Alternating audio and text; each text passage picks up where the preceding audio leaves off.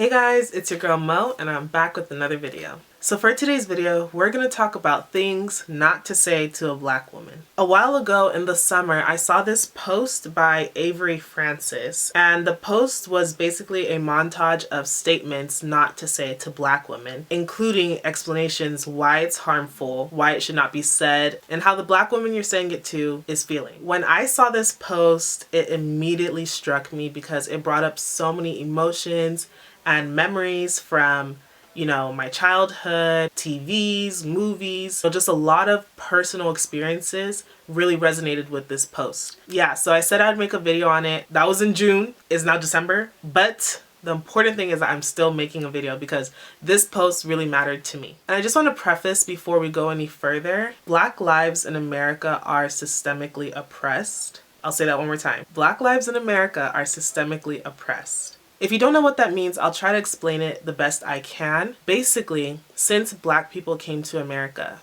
through slavery, we have been held back, we have been denied of our freedom, and we have been oppressed racially. All of these things conglomerated into a system that now represents how black people are treated in America. And so earlier this year in the summer, we definitely saw a worldwide scale of what it looks like to create justice for black lives. Hashtag Black Lives Matter. As a black woman, I definitely feel it's my duty to promote the idea that black people can excel beyond stereotypes, beyond social barriers, beyond anything. And so it's really important that you guys understand Black Americans like myself really need you guys to stand up for us, to speak out against injustice and refuse systematic oppression. So that was just a little description of systematic oppression is in the United States and what it looks like for Black Americans. So the first one says, can you twerk?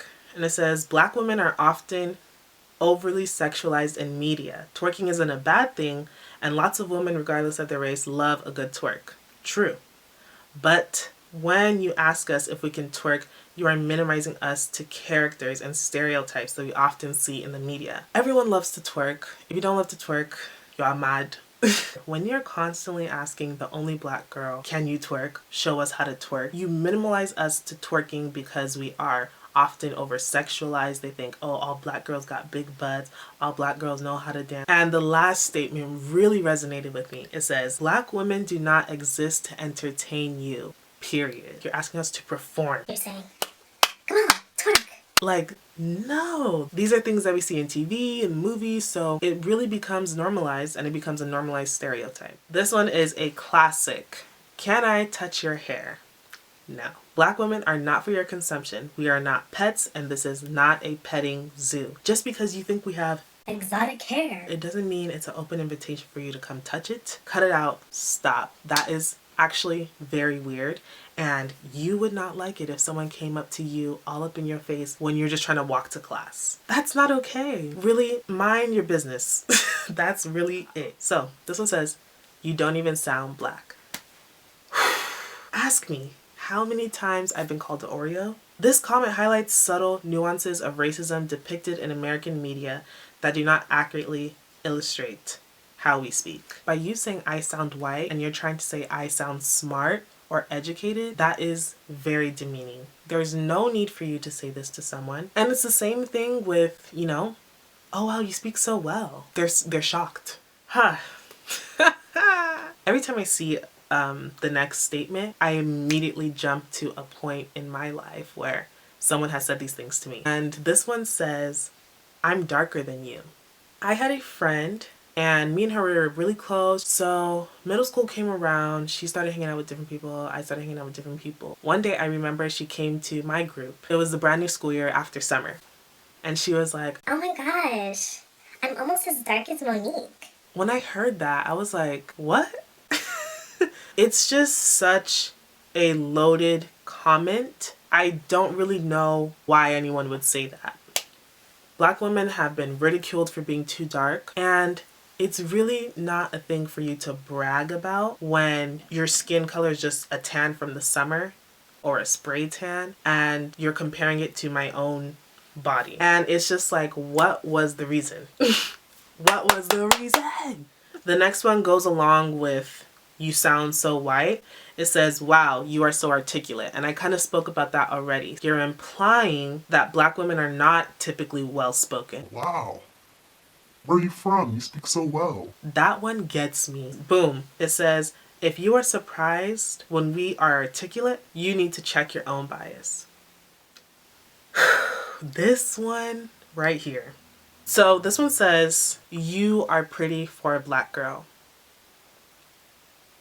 This is a derogatory comment that implies that a Black woman has managed to be pretty despite our Blackness or the color of our skin. There should be no "you're pretty for a Black girl." What does that mean? I heard that a lot. Every time I met a new friend, "Oh my God, you're so pretty for a Black girl." I didn't really know what that meant. I was like, what do you mean? Except one day, my very, very, very, very close friend said it to me. And she was like, "Mo, you're so pretty for a Black girl." what? And I was so frustrated with her. I was like, what do you mean for a Black girl? She was like, "Well, no, not in a bad way." racist people love saying "not in a bad way." Like, what?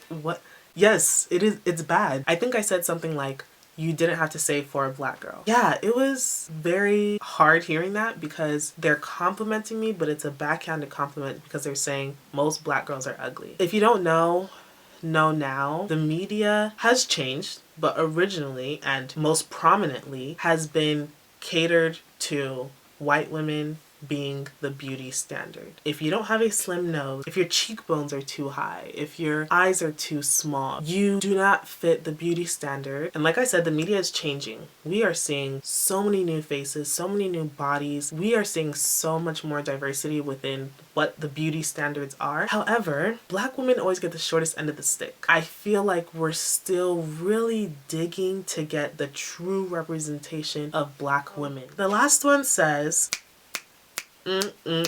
this, "You'll be fine. You are a strong Black woman."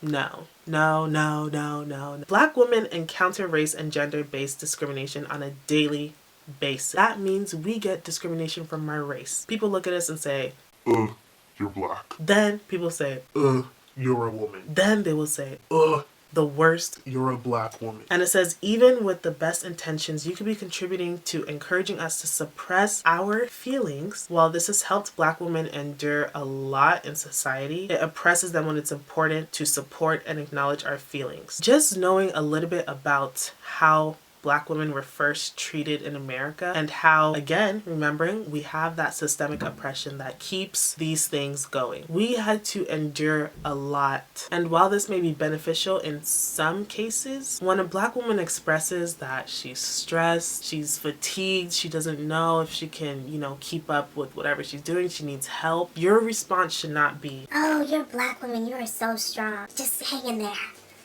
You got it."